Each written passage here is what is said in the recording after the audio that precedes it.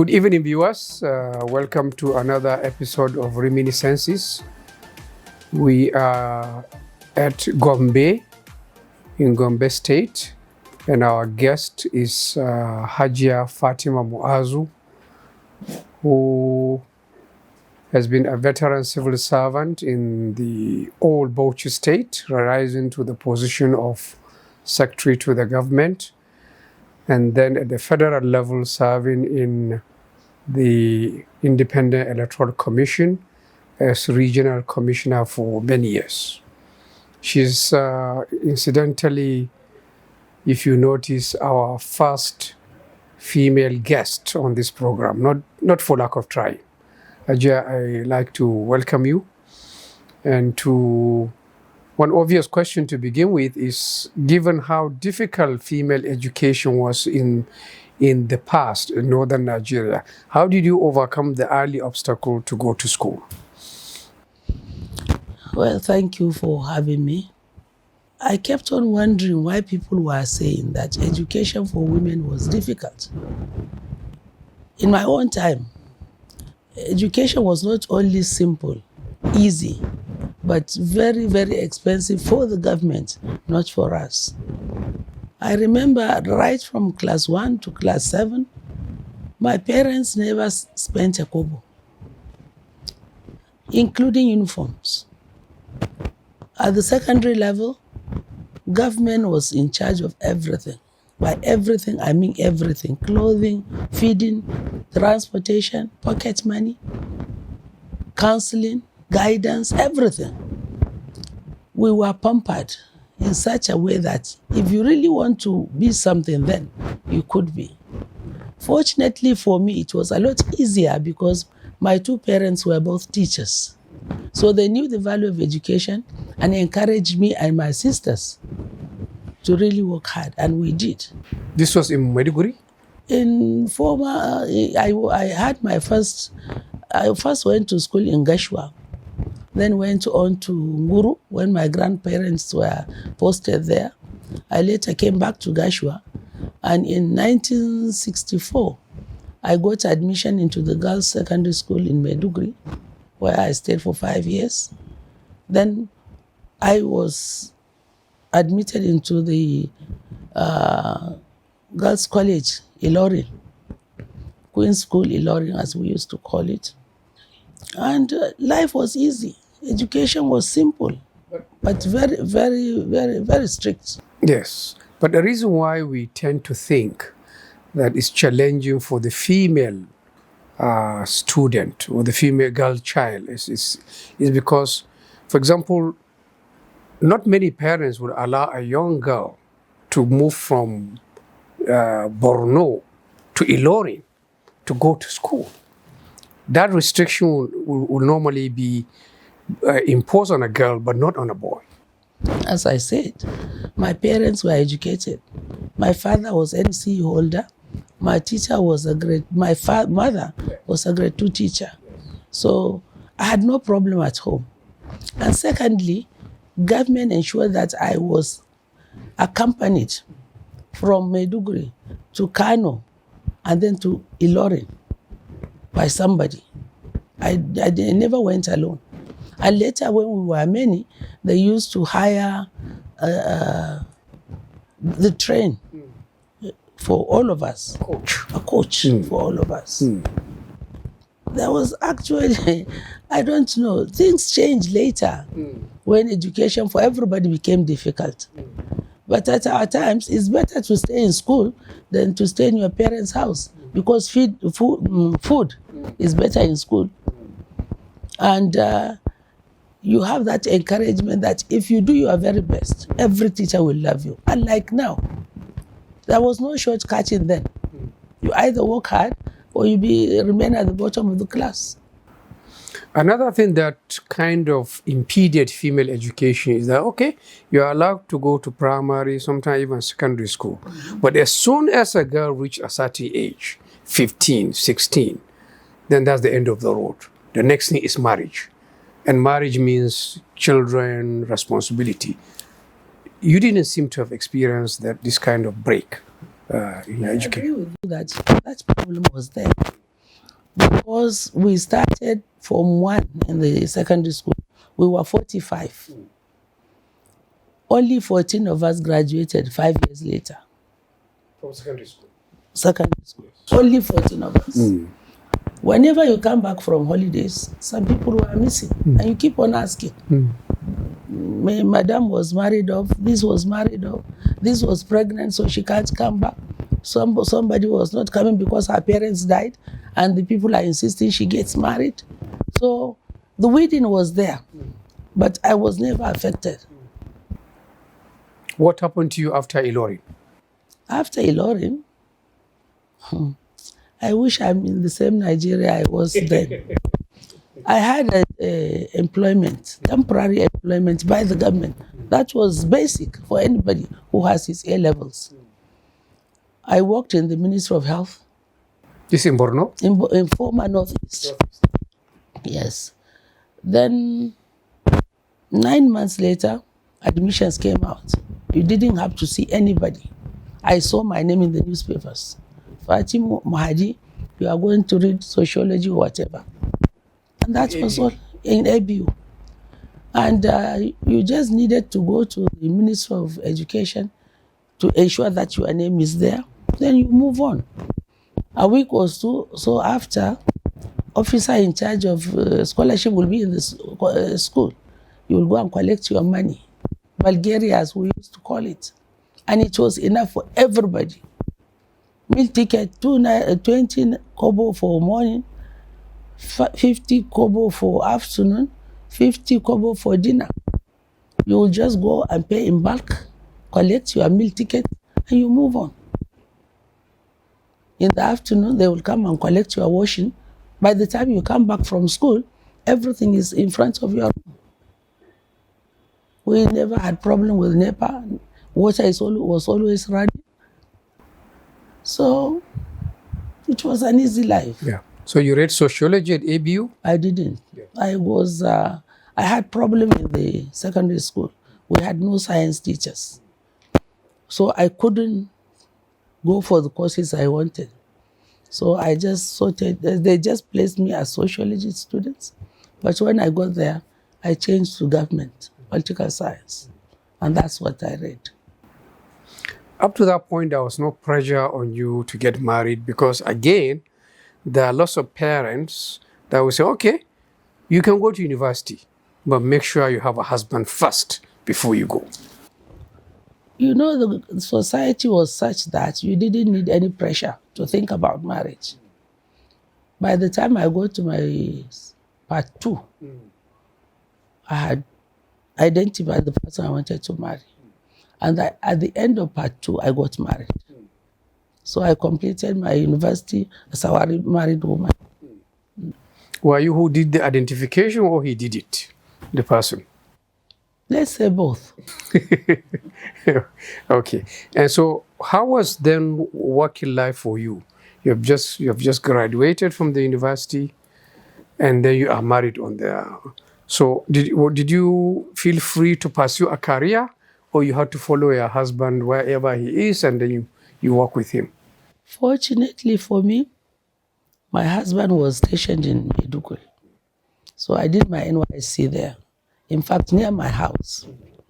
And since he was in a privileged position, I was able to get the job I wanted. That was to be an admin officer. But even if he wasn't there, I could have gotten a job anyway because everybody was employed then. So I got employed. In the first 2-3 weeks, somebody came and he said he was a vendor and that if I need any car, he will be willing to let me have one. I identified a car. I just signed a paper. 2 days later, the car was brought to my house. That government was going to pay him from my income. And it was so simple. And if I hadn't gotten a house, I would have been given a house, furnishing, and everything. So being married then was an additional advantage. I didn't have to pay for accommodation. It was just stress-free. But how did your career then develop? Because you rose to the top of the service, in the old Bauchi state. Normally, for a married woman having a career, they all talk about the juggling involved, keeping a house, raising kids, and then giving the full attention to your work such that you are really at the top of your game. You are somebody who rose to become secretary to the government. How did you combine all these responsibilities? I have to tell you that life has changed since then. But during that time, I had no problem getting a relation to look after my children. Not young girls, elderly women who could do better than I. And since my husband is in the same locality with me, we are staying together, he was not being posted until when he was sent out of the service by the government, I had no problem. When Bauchi was created, I moved on to Bauchi. Even back in Maiduguri, I was so happy because I was the first female admin officer in the former northeastern state. When we got there, my husband was looking for a job, so he moved on to Lagos. I asked for to be posted to either our office in Lagos or move to the federal service, and I was sent temporarily to the federal service. I stayed there for 3 years, came back to Bauchi, and my husband, when he was appointed liaison officer in Yola, I was alone in Bauchi. So that stress that most women go through, cooking, looking after the kids, was not so difficult. There were drivers to go and pick your children from school and bring them back. And the work was so much, it was so serious that you don't even think of anything. By the time you realize it's prayer time, 1 o'clock, then it's 3:30, then you go back home. But the one thing that is missing now is that lack of commitment to do your very best. Government used to encourage you to do your best. And once you do your best, government was thankful. If you fail and go below the standard that is required of you, government was also willing and prepared to warn you or remind you or even get rid of you. So everybody was in his toes. And personally, I had no problem. I had only 3 kids. I have brothers and sisters, about 10 of them. I lost my father when I was in 1984. So I brought all my brothers and sisters. So everybody was looking after each other. And I had no problem. Did you experience any discrimination as a woman rising in the civil service to the top? Or is this something that also wasn't there at that period? I wouldn't say it wasn't there. There will always be discrimination, male or female. It all depends on how you play your cards.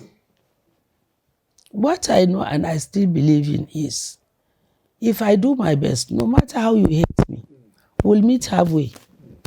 But if I fail and decide that since I'm a woman, I could do less than what men are doing, then you are calling for trouble. I ensure that I do better than most of the men around me, just to ensure that they respect me. And they did. And that goes for everybody. If you do your very best, they would not only accept you, but they will admire you. And that was how I got the recognition to become a secretary to the government. But that's a political appointment, isn't it? Even then. Yes. Was it easy for you to get that? You are from Borno originally. Here it is Bauchi. There's always this indigenous, and especially when there is a woman involved, some of these things can be used against her. Let me tell you, even then, Bauchi was different. In Bauchi, we had permanent secretaries who are from Kwara, permanent secretaries who are from Edo, and those of us who are married to indigenous husbands were regarded as part and parcel of the state. So Bauchi was very, very accommodating for everybody, provided you are contributing your own quota. And I never had any discrimination. What will tell you that there was no discrimination was the fact that 2 weeks after I retired, we were directors general. So when the government went, we had to go along with it. I left. 2 weeks later, I never asked for it. I was invited to the government house. I went, and the then governor was telling me that he was considering about 3 of us for that position. Of secretary to the government? Secretary to the government. And that I should just pray that it's me. I said, well, if it's the best for me, let it be. Let Allah decide for me. I went back home. The next morning, a car came to pick me to government house. And that was how I started the job. So already the appointment was made overnight? It was made overnight. For me, I don't know how long it took them to consider. But for me, I think even before he called me, he had decided. Only that he wouldn't come out and say it then. One other thing that always is challenging is if a woman becomes prominent, secretary to the government in a place like, and then there is a challenge always of relationships with even husbands. Sometimes a woman becoming prominent vis-a-vis husband. Is this something that even if not you are aware of in other cases? That is a scenario that will have to affect every female who finds herself at the top of the ladder. There are some of us who feel that a woman cannot be there. There was no way. In fact, I knew of people who went to the governor and told him that Islamically it's wrong for him to appoint me. There are some who said, how can they work under a woman? And I remember one traditional ruler had problem with the government. He wanted to ask for something. And the procedure then that every file that goes to the governor has to go through the office of the secretary to the governor. That meant that the SSG would have to append his or her opinion about the contents of the file. I'm not a vicious person. But that person who went out of his way to say, how can I stay under a woman? I saw his file. I kept it on my table. It took a week, 2 weeks. The third week he came. He said, I thought he would never come to my office anyway. So he came to my office and said, Hajiya, I said, about what? He said, I wanted to travel out because I'm not very well. And my doctor has advised that I go out and get a second opinion. He talked and talked and talked, and he sounded very nice. And I didn't want to miss my mission. I said, well, wait for me. I took the file myself, went to the governor, and told him the truth, A to Z. He just smiled and signed the file. I brought it back to him and said, well, you give us an hour or two, a letter will be issued. But your file stayed on because you didn't want to, you want to go against what God has destined. I am a woman, I can't change that. If God says I'm going to be in that place, I have to be, and I was. So whatever comes your way, please, in future, accept it. If you can't accept it, go and pray. If I were you, if I didn't want to work with her, I would stay home. Maybe God will find another way of getting you to the hospital. He didn't say anything. Say, Hajiya, ki hakuri. I'm not annoyed. Da na yi hakuri, ba zan je in karɓo maka ba. Kuma na isa ne hakuri da aikin da Allah ya sa ni na yi. So that was how we parted. And that was how eventually we leveled up. But I must assure you, it wasn't easy. The other part of the question is, even within families, a woman who becomes prominent may find that that will affect her relationship with her husband? Husbands are the same all over. Honestly, no husband would want a woman to be doing certain things that he felt he should be the one to do. But when you understand that it's God's will, and as may Allah bless him, my husband encouraged me to work hard. He ensured that I got that employment. He said, don't allow anybody abuse you or say something bad about you because you have failed in your duty. He knew the civil service very well. So that was okay with him. He encouraged me. But I know there were times when little things would just blow up and you have to be patient. When I know I'm the cause of the situation, I pipe down and wait until he comes down. Then we sit down and talk about it and explain. Like when you are in SHG, there are times you go back home at 4 a.m. You are in a meeting. So what I decided to do, if I know I'm in a meeting, I'm not going back early enough, I ring. I call and say, please, today we are having such and such a meeting. I won't be back home early. But even then, there are some bad days, and you have to accept them.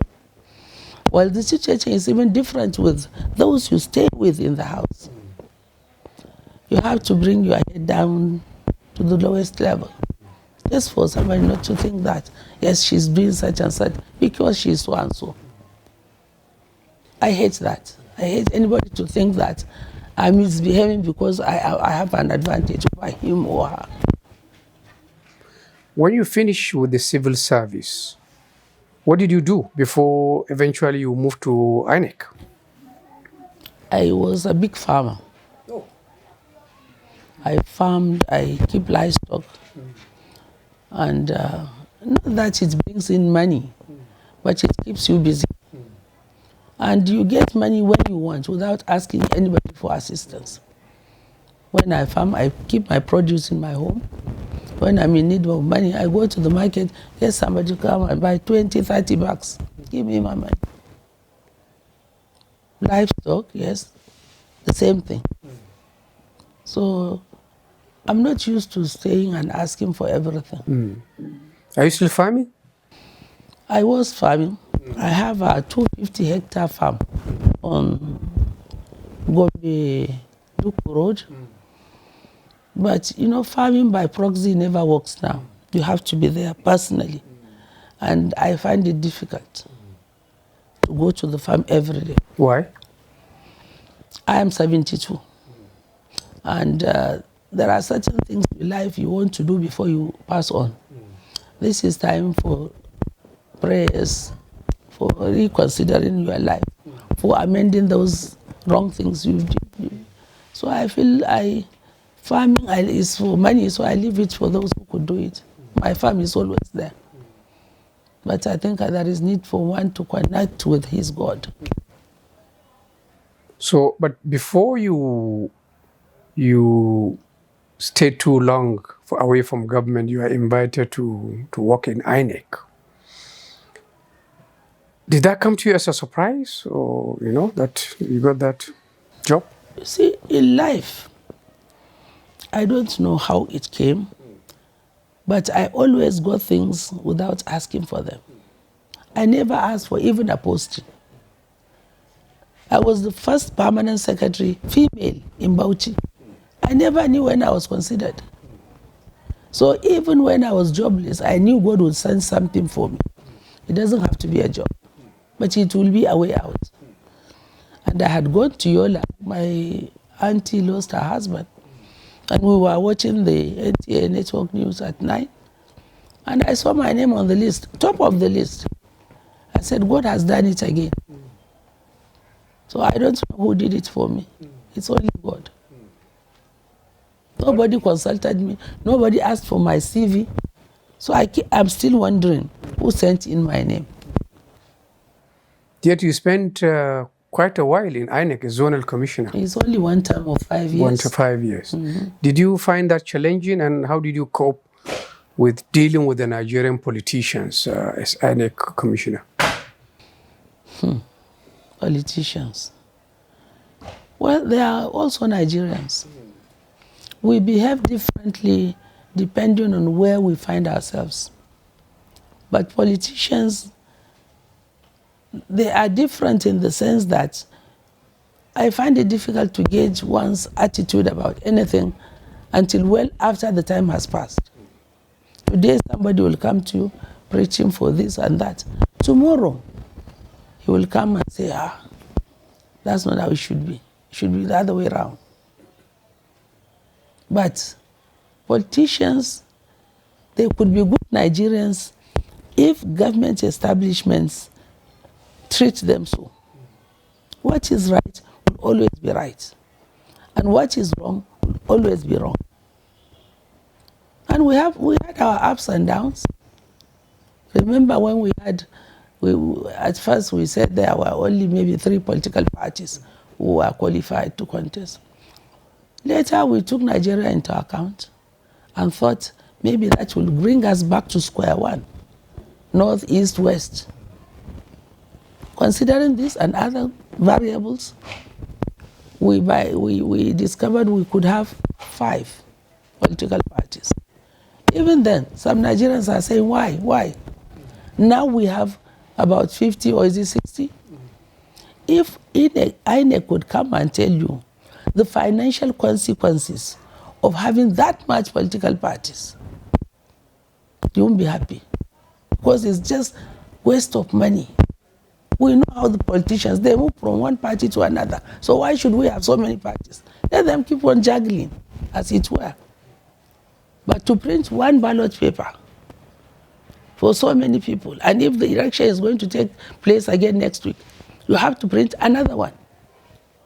Otherwise, that paper you used for last week is not valid.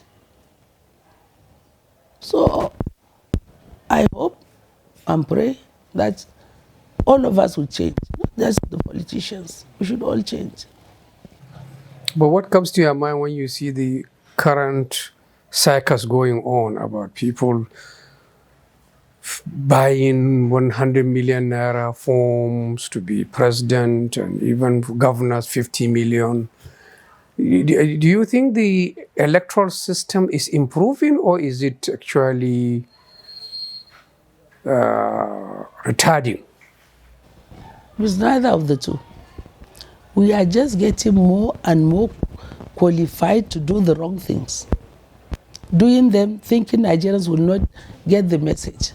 Nobody will go and give you 10 million or 50 million to buy you a ticket. I mean, politicians are taking us for granted.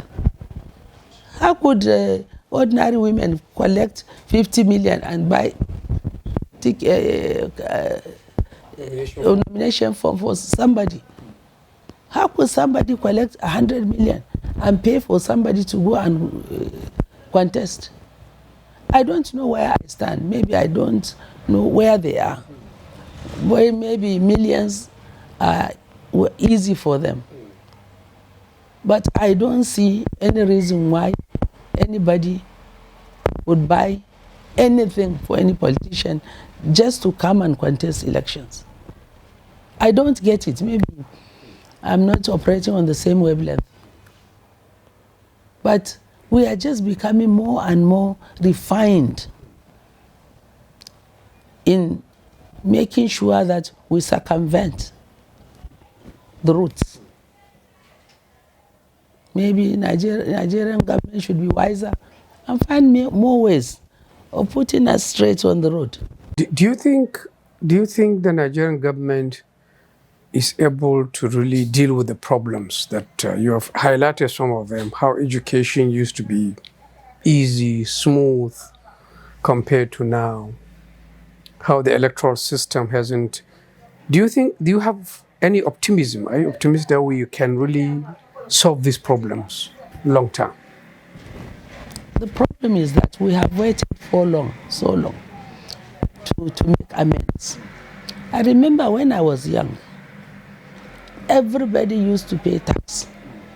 No matter how small, you have to pay tax. And you move about with your tax papers. Any government official could stop you in a kudin jangali, in a kudin haraji. But that made them more responsible and more committed to the government. In the 70s, 80s, governments came and said, we are suffering, the ordinary Nigerians. They don't have to pay tax. They don't have to pay anything. Government is rich enough to do everything. That is our problem number one. We did that and depended on oil. And we kept on multiplying and duplicating ourselves. From maybe 20 million, we are now 150 or 200 million. Where would the money come for education and health? And for other developments like factories, roads. You need money, and any responsible government, go worldwide, you find that the best governments are the ones that are taxing their people. Because people are more responsible, people are more concerned about those who rule them, and they come out and say it. If you are wrong, they say it, because they have nothing to lose.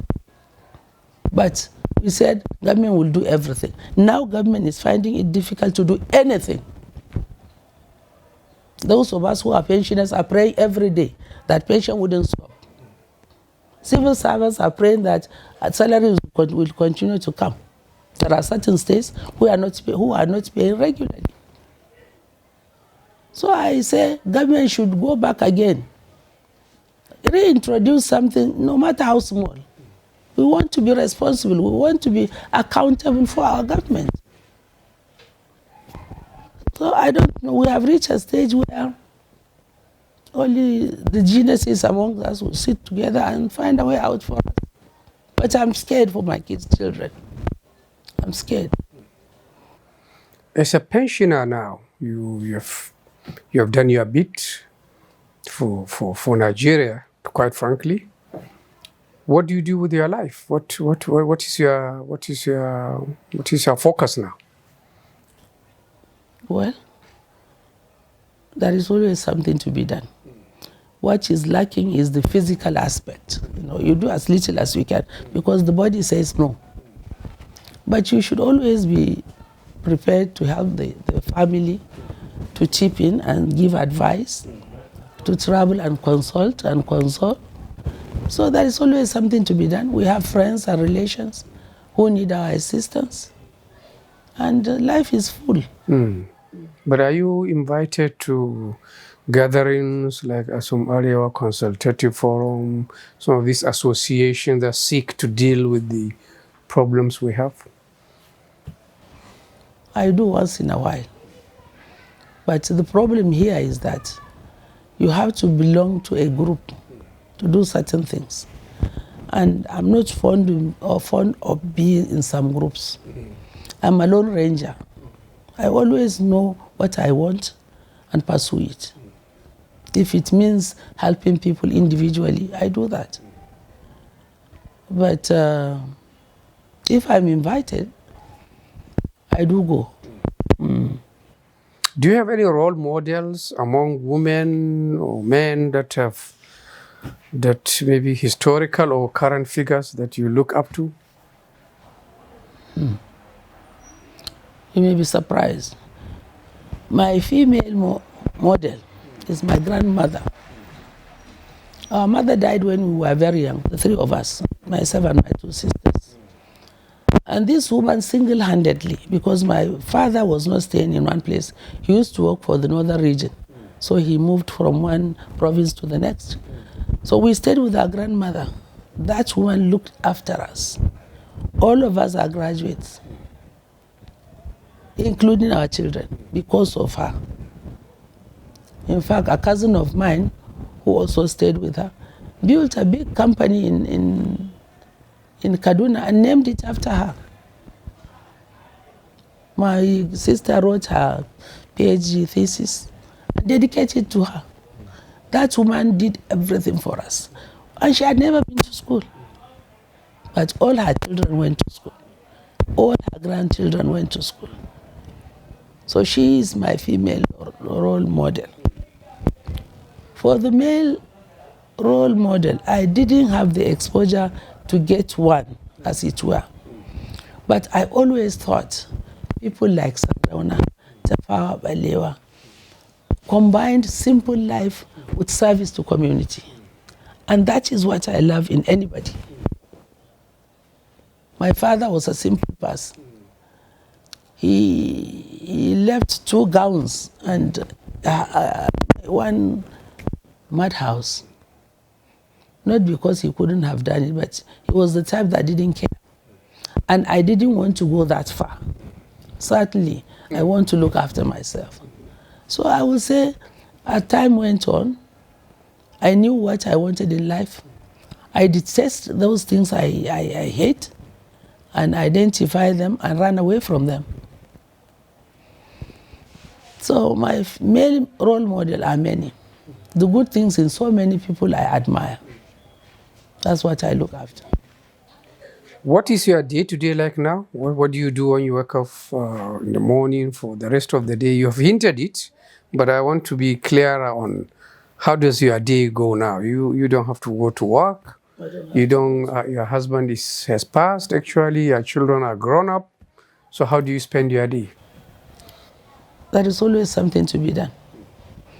Every picture you see here tells a story. My husband has so many brothers and sisters. I have so many. Most of them have their own grandchildren. So there is always something to be done. I waited for you, otherwise I would have been in Guana because my grandson is marrying somebody from Bauchi. I would have been there, but I will go tomorrow. Somebody is sick, you have to go to the hospital. At times, if you don't go and push, the person would not get the attention in good time. You go and see somebody who has had 10 kids, the husband has run away. You go and see what you can do. So there is always something to be done. But not something that will bring in money. Community service. I started something that I thought would provide for me for the rest of my life. It didn't work out. I had a gum Arabic farm, 50 hectares. Somehow I was given the wrong seedlings. So they are not producing. If they were productive, then I would have been comfortable. But I'm not complaining. Even now, I'm comfortable. Because it depends on how you take life. Do you do anything specific to take care of yourself, health-wise, food, exercise? Of course. As time goes on, doctors will tell you don't eat that. Don't stay in one place. Don't, at times, don't even eat too much. So you follow that advice. You walk around at times just to keep body and soul together. And apart from that, what doctors have not advised me and what I think works for me is being happy. Being happy with my maker. I don't joke with that. And I extend that to all the people I meet, because if I do anything wrong to you, somebody is there watching. And being happy is very important. And I'm happy. And I think God has done wonders with me. I never worked too hard. But I found myself in places that are okay for me. I go back to the village, I look at my classmates, I thank God for that again. I see how they are, how life is for them. And considering that I didn't work any extra hard to get to where I am. I parted with my husband in good position, so I'm okay. Thank you very much, Hajiya Fatima Muazu, for letting us into your rich life. And we wish you more happiness and more years ahead.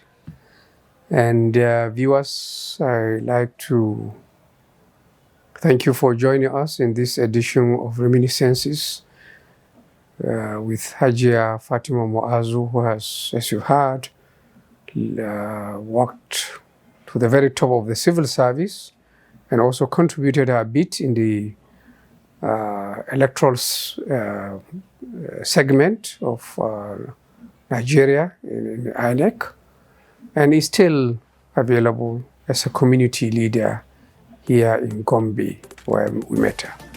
Until another edition of Reminiscences, thank you and goodbye.